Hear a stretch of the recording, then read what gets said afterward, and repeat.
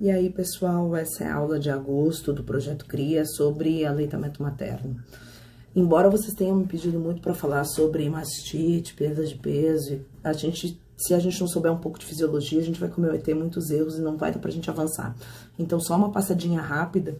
O que controla a lactação é o hipotálamo, que é parte do sistema límbico, que é a parte do cérebro responsável pela nossa sobrevivência enquanto espécie, né? Então, todos os comportamentos de convívio em sociedade, de empatia, e fundamentais para o nosso convívio como espécie, eles são regidos por esse sistema e vão impactar na produção de leite. Existem dois hormônios principais, a prolactina e a ocitocina. A prolactina é a que produz o leite e ela é inibida pela dopamina. Por isso que os antagonistas dopaminérgicos são utilizados como galactogogos, haloperidol, metoclopramida, sulpirida, né? O outro hormônio é a ocitocina, que é o que faz a contração das células mioepiteliais da glândula mamária e faz a ejeção do leite. E ela é inibida pela adrenalina. Isso é um comportamento instintivo, porque quando a gente estava no Paleolítico, que foi o período em que nós evoluímos como espécie, se uma mãe tivesse gravemente ferida ou tivesse sendo perseguida por um predador, ela não podia fugir e deixar um rastro de leite. Então, quando a mãe se sente ameaçada, a adrenalina subindo diminui a ocitocina, né? Portanto, essa coisa de estresse seca leite, não seca, porque quem faz a produção é a prolactina. Mas, de fato, o estresse ele diminui a ejeção do leite e a ação da ocitocina, tá? A produção também depende de outros hormônios, estrógeno e progesterona, que vão preparar a mama durante a lactação, né? A tireoide, que vai responder por todo o metabolismo e vai atuar também, impactar na produção de leite. A insulina, que é um hormônio que faz desenvolvimento do tecido mamário, principalmente durante a gestação, tá? Então, o corpo, a mente, o ambiente da mãe e do bebê vão interferir na lactação. Essa parte da fisiologia eu acho bacana, que a lactogênese, a geração do leite, ela é dividida em 3 partes, lactogênese 1, 2 e 3, tá? No início, vocês podem ver ali, ó, que tá na gestação, né? A progesterona e o estrógeno estão subindo, aí vem o parto. No parto, caem os hormônios da progesterona e o estrógeno, porque sai a placenta e sobe a prolactina, tá? Esse controle da lactação, que engloba a lactogênese 1 e 2, que é a gestação, o parto e o pós-parto imediato, ele é hormonal. Veja o quadrinho lá de cima, ó, controle endócrino hormonal. Isso quer dizer o quê? Toda mulher, saiu a placenta, vai ter prolactina alta, vai ter produção de leite, mesmo a que ficou separada do bebê, mesmo a que não que tem HIV e vai estar contraindicada a amamentar. No início, o leite não depende da mulher, da pega, dessas coisas, ele depende de ação hormonal. Já no pós-parto tardio, mais pra frente, os hormônios, estrógeno, progesterona, voltam ao seu estado basal, e a lactação não depende mais deles, porque esses hormônios não ficam como no pós-parto, né? Eles vão começar a depender da ocitocina. Aí você pode ver ali na lactogênese 3 que o controle passa a ser autócrino, local. Subiu a ocitocina, sobe a prolactina. O bebê suga, sobe a prolactina. Por que eu acho importante mostrar isso? Primeiro, não adianta dar medicação que aumenta o leite se não houver sucção. Tá? Aquela mulher, aquela mãe ali de um mês e pouco, você deu um galactogogo, tá? No início, quando o controle é hormonal, a prolactina já vai estar alta, então você vai estar chovendo no molhado. Depois, quando a prolactina já está em níveis basais, ela precisa fazer picos, então você até pode deixar uma prolactina basal mais alta, mas se esse bebê não estiver sugando e se essa mama não estiver estimulada, não vai adiantar de nada, tá? Então, medicação para aumentar o leite só existe com extração e sucção adequada em conjunto, tá? Depois, não adianta dar medicação para secar o leite se o bebê continua sugando. Mesma coisa, chega aquela mãe que quer desmamar abruptamente, o que eu não indico, e te pede um remédio para secar o leite. Se ela ceder à tentação e seguir dando mamar, esse leite vai voltar, porque ele depende de um controle local, tá? Enquanto tem bebê mamando, provavelmente tem leite. Então, aquela mãe que chega e fala, só mama, mas não tem mais leite, ele só mama ali para dormir. Cara, provavelmente tem, o bebê não mama no seco, tá? Quanto mais sucção, quanto mais o bebê suga, mais prolactina, maior a produção. Esse pico de prolactina, ele leva em torno de 2 horas. Então, se a mãe amamenta antes dessas 2 horas, ela consegue fazer um pico maior, entende? Tá baixando a prolactina, mamou de novo, produz mais ocitocina, mais prolactina. Então, quanto mais um bebê suga e mais sucções seguidas, principalmente a cada 1h30, 2 horas, aumenta a produção, tá? O que que a gente... Outra coisa, como depende da sucção do bebê, tudo que interfere na sucção, bicos, disfunções orais, vão interferir também na produção. Resumindo bem esse gráfico, quanto mais leite sai, mais leite vem, tá? Então, a primeira coisa que você tem que fazer para aumentar a produção de leite é fazer sair mais leite, tá? E, por favor, não digam pra mãe que se ela tirar o leite dela, não vai sobrar leite pro bebê, porque isso é uma lógica absurda. É justamente o contrário. Quanto mais ela estimular a mama, quanto mais leite sair, mais a ocitocina vai estimular a prolactina, mais leite vai produzir, tá? A mesma lógica vale para amamentação em tandem, quando amamenta o mais velho e o mais novo. Quanto mais leite sai, mais leite vem, tá? Então, vou falar um pouquinho das orientações pré-natal. O que eu acho interessante no pré-natal? Saber as histórias anteriores de aleitamento. Saber o que essa mãe já vivenciou em gestações anteriores. O que ela pretende vivenciar para essa gestação. Com que idade os outros filhos desmamaram e por quê. Porque a principal causa de desmame no nosso meio é a confusão de bicos. E as mães têm muita desinformação nesse sentido.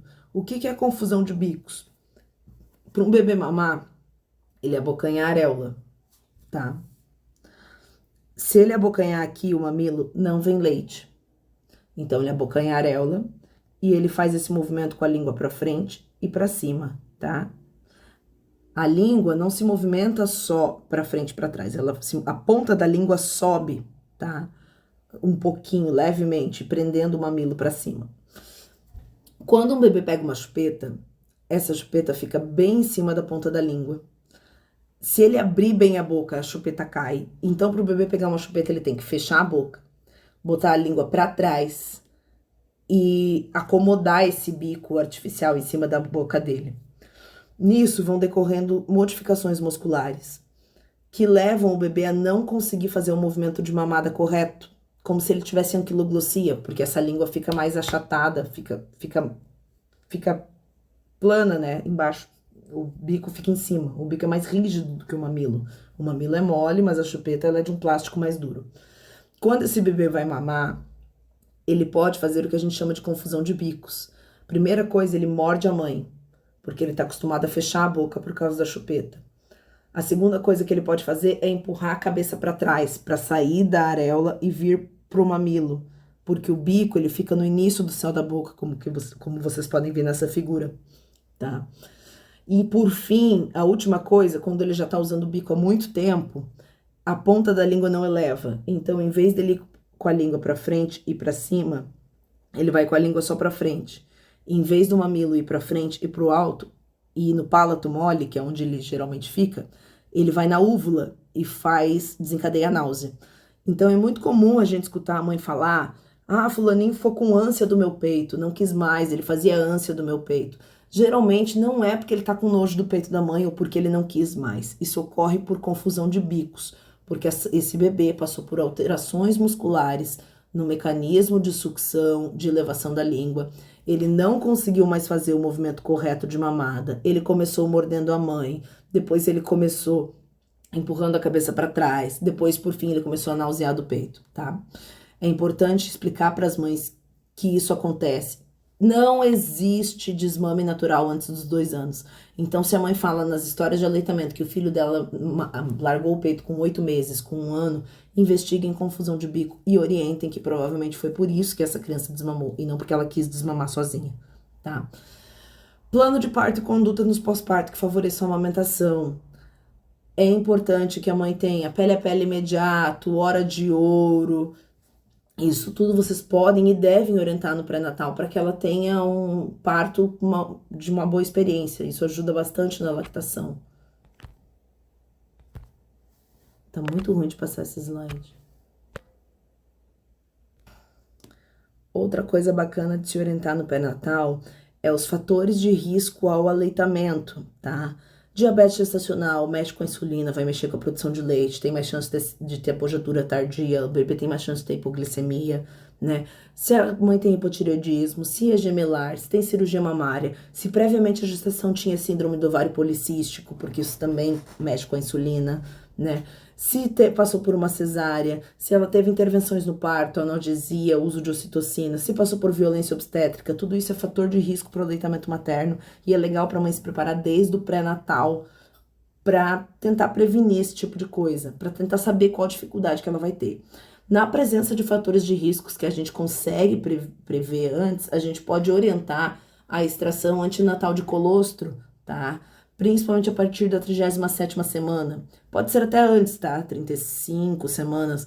Mas a gente fala 37 porque tem aquela crença de que, estimulando os mamilos vai estimular o parto prematuro. Não consegue estimular parto prematuro, mas orienta a partir de 37 semanas extração antinatal de colostro e congelamento na forma de seringuinha. A mãe pode extrair tanto na colher e depois puxar na seringa, quanto quando começar a sair na gotinha usar a seringuinha de insulina, tá?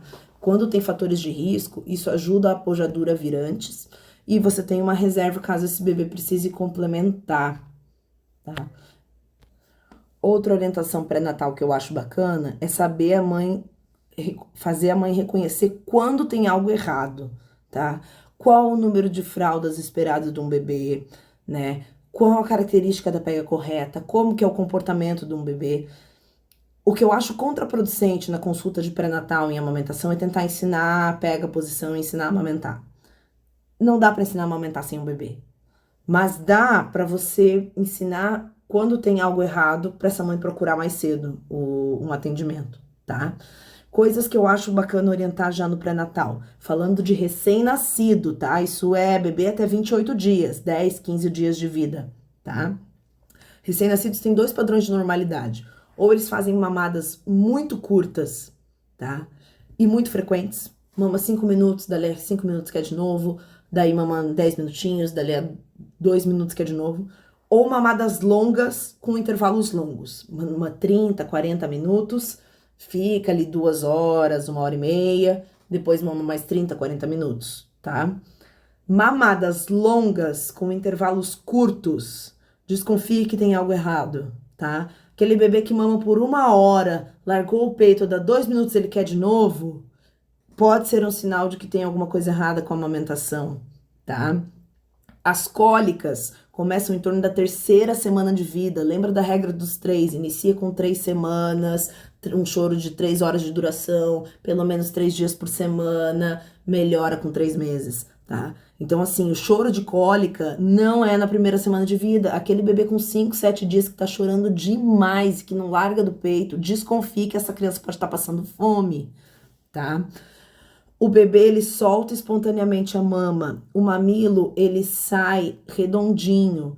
Por que eu botei uma foto de um batom? Se o mamilo sai em forma de batom, é porque o bebê tá pegando aqui e macerando o mamilo no início do céu da boca. Passe a língua no início do seu céu da boca. O palato duro, ele é duro. Então, a natureza fez perfeito. Quando o bebê pega onde machuca no palato duro, é onde não vem leite, tá? Quando o bebê pega onde ele consegue colocar o mamilo no lugar certo, é onde vem o leite, tá? O mamilo sai sem machucar. Fissuras no mamilo são um sinal de alerta. Bochechas que afundam, é fácil de ver, são um sinal de alerta. Cocô no bebê é diário, tá? Nos primeiros 28 dias. Recém-nascido é para ter o cocô todos os dias e mudando de cor, tá? Xixi, no primeiro dia, 1 fralda de xixi. No segundo dia, 2 fraldas. No terceiro dia, 3 fraldas. Até 4, 5 fraldas no dia.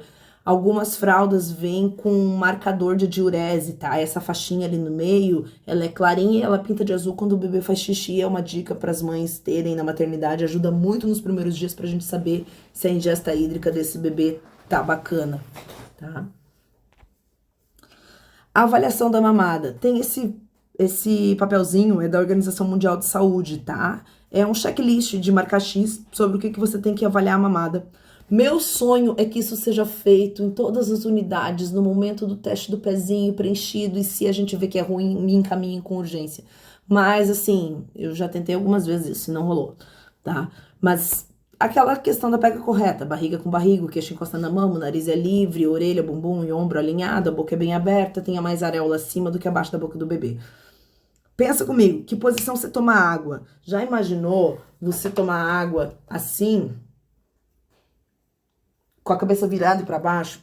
Quando você tem um bebê que a mãe coloca ele no ombro e a teta tá aqui, ele tem que virar pro lado e para baixo. É muito mais difícil, tá? Se você já posiciona esse bebê, opa, barriga com barriga, já desce esse bebê de maneira que o peito venha do alto, que ele já fique assim, ó, o queixo encosta e o nariz é livre, é a mesma posição que a gente toma água, um pouquinho elevado. Você favorece deglutição, respiração, toda a movimentação desse bebê, colocando ele numa posição legal, tá? E vou chover no molhado aqui, porque isso é importante, tá? Vamos lá. Quando aperta no mamilo, não vem leite. Se o bebê está pegando aqui, ele não está mamando. Quando aperta na areola, o leite vem, jorra. Então, o bebê tem que abocanhar toda a areola, tá? Quando pega no mamilo, não. Quando pega na areola, o leite vem, certo? Aqui algumas pegas. Pega incorreta, a boca tá fechada, tá pegando só no mamilo, o queixo não encosta. Pega incorreta, a boca abocanha só o mamilo, o bebê tá meio ladeado, virado. Pega correta, o bebê tá barriga com barriga, o queixo encosta na mama, o nariz é livre. Pega correta, o bebê tá barriga com barriga, o queixo encosta na mama, o nariz é livre. Pega incorreta. Ah, mas tem uma boquinha de peixinho, olha que bocão, tá abocanhando toda a areola. O queixo não tá encostado e as bochechas afundam. Esse bebê não tá mamando bem, tá? Pega incorreta, esse bebê tá de lado. Olha só aquela posição que eu falei de colocar no braço, ele tem que virar a cabeça de lado, tá? Pega incorreto, o bebê tá com a boquinha fechada, apesar de estar o queixinho encostado, ele não tá abocanhando toda a areola, os lábios não estão bem abertos. Pega incorreto, olha como esse bebê tá ladeado, olha como essa boca tá fechada, ele tá deitado e com a cabeça virada, tá?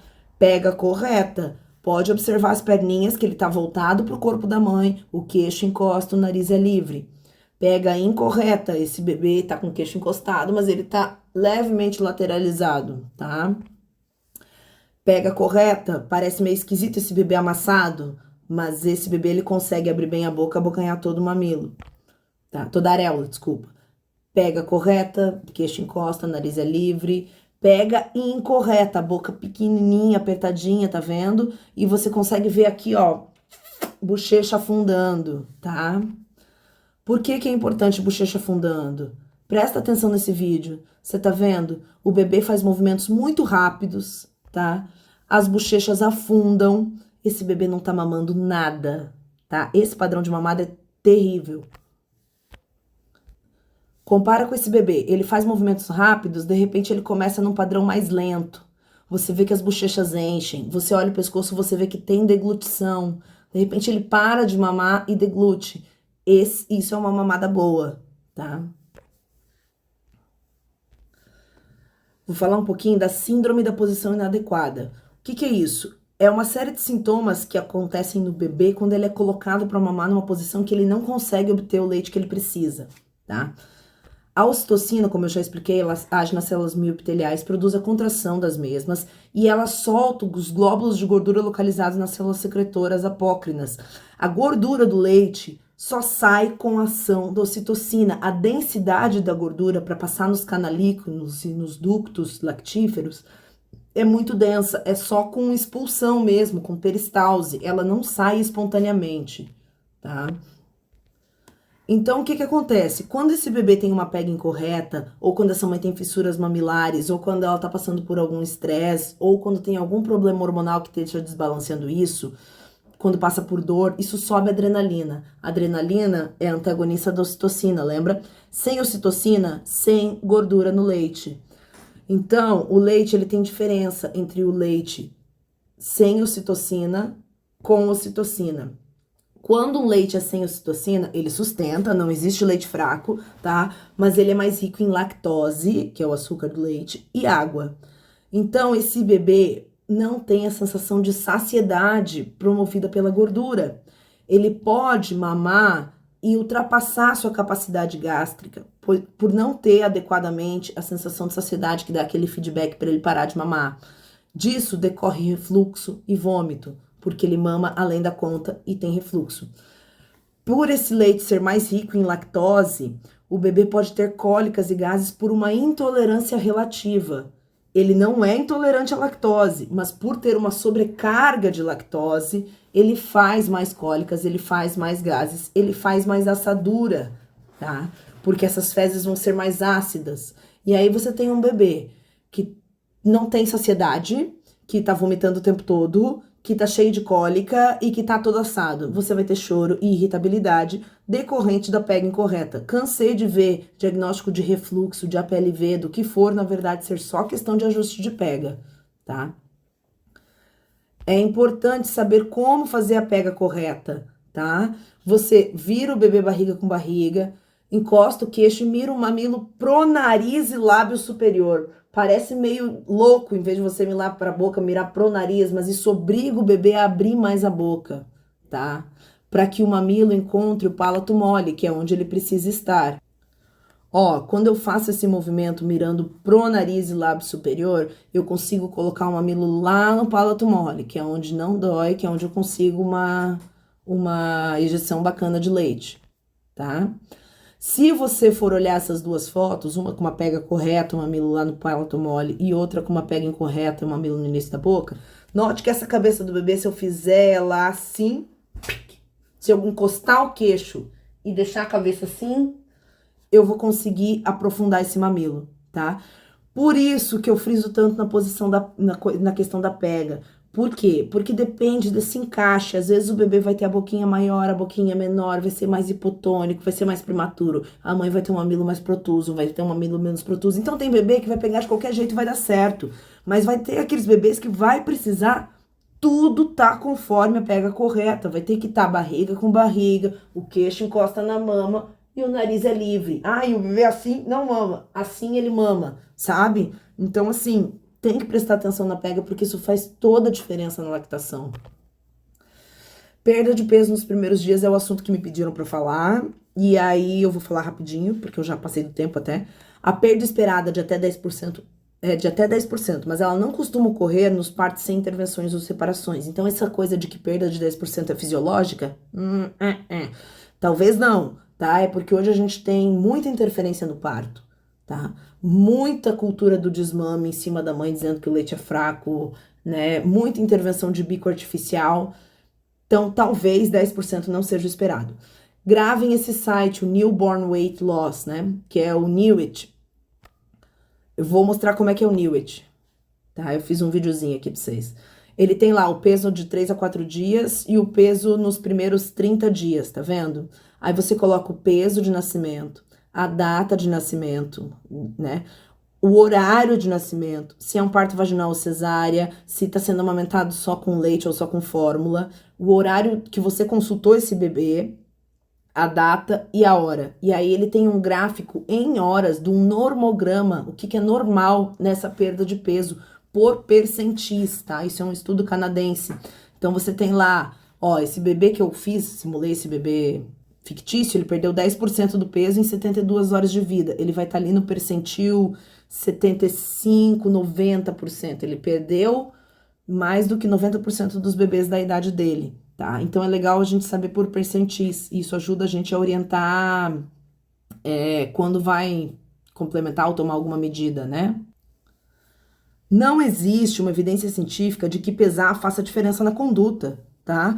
A gente nunca pegou um estudo e falou assim, ó, essa metade desse recém-nascido a gente pesa, essa metade a gente não pesa, só quando a gente achar que tem indicação e ver se isso faz diferença, tá?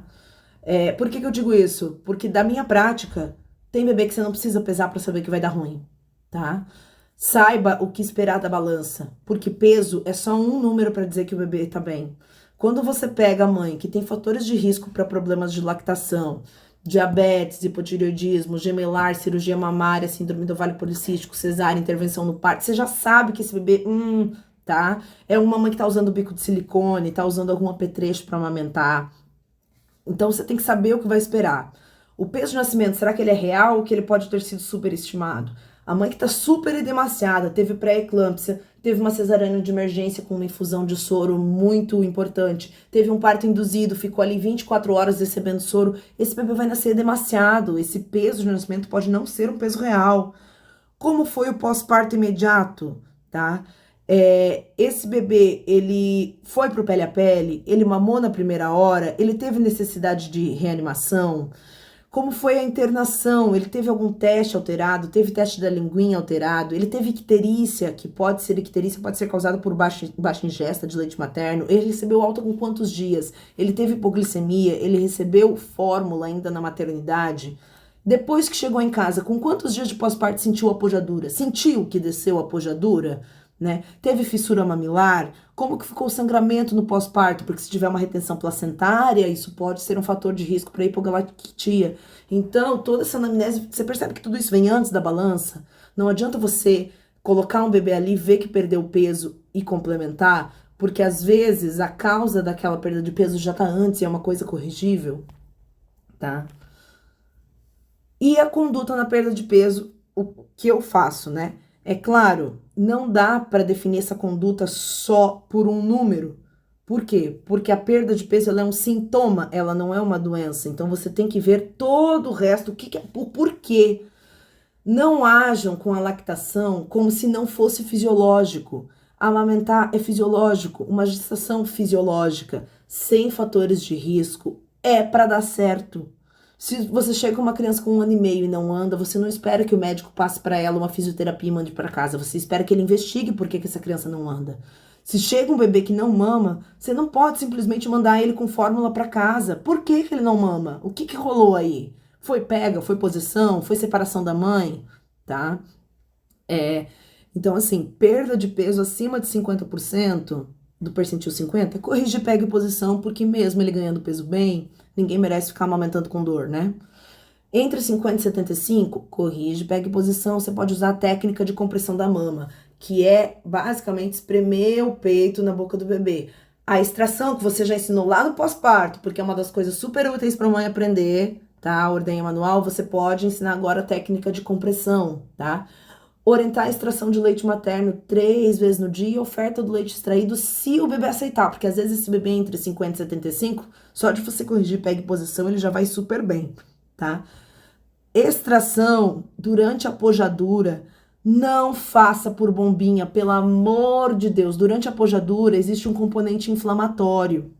A bombinha, ela faz um vácuo. Esse vácuo puxa a inflamação do interstício, puxa o edema do interstício e o próprio edema tranca os canaizinhos de leite. É comum a mãe falar que tava com leite empedrado e viu que não tinha leite. Mas como assim se tá empedrado?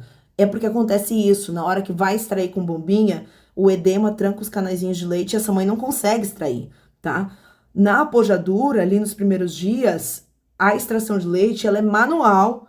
Ela faz um movimento bem suave, como se fosse uma drenagem linfática. Depois que essa mama já tá mais macia, aí vai fazer a extração manual. Não dá para você pegar e extrair com bombinha durante a pojadura, tá? Perda de peso abaixo do percentil 75, né? Ali percentil 90, 95, corrigir pega e posição, técnica de compressão da mama. Você pode aumentar a frequência das mamadas temporariamente. Em vez de fazer livre demanda, faz um regime intensivo. Amamenta a cada 1h30, 2, para fazer um pico maior de prolactina, né? Orienta a extração mais vezes, 6, 8 vezes no dia e oferta do leite extraído. E aí, a gente vai entrar com fórmula? Não sei. Eu não tenho uma resposta sobre como entrar com fórmula. Porque essa resposta não pode só ser baseada no peso, ela tem que ser baseada na clínica inteira do paciente, né? E mais do que isso, tem garantia de segmento? Você consegue pesar esse bebê em quantos dias depois? Como é que tá a mãe? Como é que é o histórico de lactação dos outros filhos dessa mãe, tá? Eu vejo uma mãe com 11 filhos, não amamentou nenhum dos filhos anteriores, todos desmamaram com 15 dias de vida. Cara, eu vou entrar com fórmula para essa criança? Tipo, realidade, né? Você conseguiu corrigir bem a mamada? A mãe parou de sentir dor? Quantos dias de pós-parto você fez isso? Com 5 dias, com 10 dias, com 15 dias? Porque vai ficando mais difícil, vai caindo a produção se não tem um estímulo adequado. No começo é mais fácil recuperar, né? É comum, inclusive no início, a mãe achar que tem muito leite, porque ela fala, nossa, meu peito enche, eu tenho muito leite. E aí, quando você corrige a pega e a posição, ela volta na consulta e fala assim: eu precisei usar a fórmula, porque quando ele começou a mamar bem, eu vi que meu peito esvaziou e ele continuava com fome. Essa mãe não tinha muito leite, ela tinha leite sobrando, e o leite sobrando faz subir o fator inibidor de lactação, né, o FIO, e diminui a produção. Quanto mais leite sai, mais leite vem. Se o leite não sai, cai a produção, tá? Quando encaminhar? De preferência no teste do pezinho, todos os bebês encaminhar a primeira consulta do pediatra, é o protocolo do município, avaliar todo mundo até 15 dias de vida, se possível, tá? A própria enfermeira pode fazer esse encaminhamento. Encaminhar com urgência, se tiver perda de peso maior do que 10%. Se você viu essa aula, tá usando o Newet, tá? Bota ali no gráfico e faz, ó, chuchu beleza, igual no slide anterior. Mas, se você não viu e quer uma coisa rápida, né? Se o bebê pesou 3 quilos, 10% é o quê? 300 gramas. Se ele pesou 3.200, 10% é 320 gramas. Aí você faz a conta rapidinho, se ele perdeu 10% do peso corporal, que é o peso dele tirando a última casinha decimal, tá? Encaminha com urgência. Pouco cocô, pouco xixi. O cocô tem que ser todo dia mudando de cor, de meconial para verdinho, para laranjinha, para amarelinho, tá? Xixi, no primeiro dia uma fralda, segundo 2 fraldas, terceiro 3 fraldas e assim por diante, até ter umas 4, 5 fraldas no dia, tá? Mamas muito engurgitadas ou fissuras, esse bebê tá com problema de lactação, é melhor a gente ver ele antes. O que eu espero da atenção básica? Uma boa assistência de pré-natal, de preferência controlando muito bem fatores de risco, diabetes gestacional, orientações iniciais sobre extração e aumento de produção. Se esse bebê chega para mim com fórmula, essa produção chega para mim lá no pé. Se esse bebê chega para mim com fórmula e com a mãe extraindo leite, opa, eu já fico mais feliz. Se esse bebê chega complementando com leite ordenhado, eu tenho vontade de dar um beijo na boca da pessoa que encaminhou esse paciente. O uso racional de fórmula infantil, principalmente depois de esgotadas as possibilidades de manejo da lactação.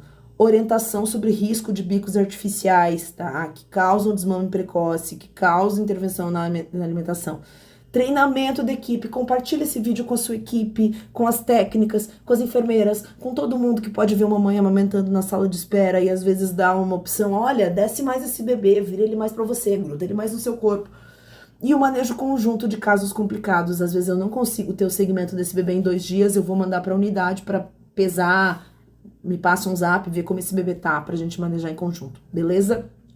Foi uma aula um pouco mais longa, eu amo demais esse assunto. Se vocês quiserem uma segunda só sobre isso, faço, tá? Mas isso era o que eu queria trazer pra vocês, que embora seja um assunto muito básico, eu acho que é o que mais faz a diferença, tá?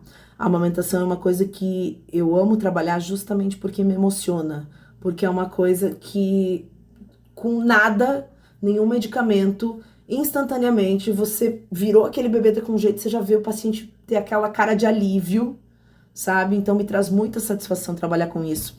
Gostaria imensamente que vocês tivessem a mesma satisfação que eu tenho.